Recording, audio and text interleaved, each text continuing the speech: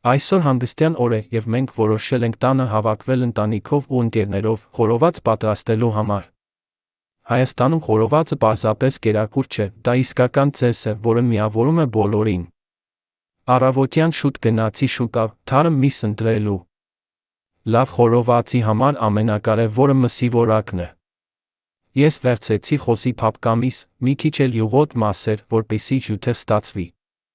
Հետո սկսեցի մարինացնելու գործընթացը, կտրատեցի մեծ քանակությամբ սոխ, ավելացրեցի սև պղպեղ, աղ, համեմունքներ և մի փոքր կարմիր գինի։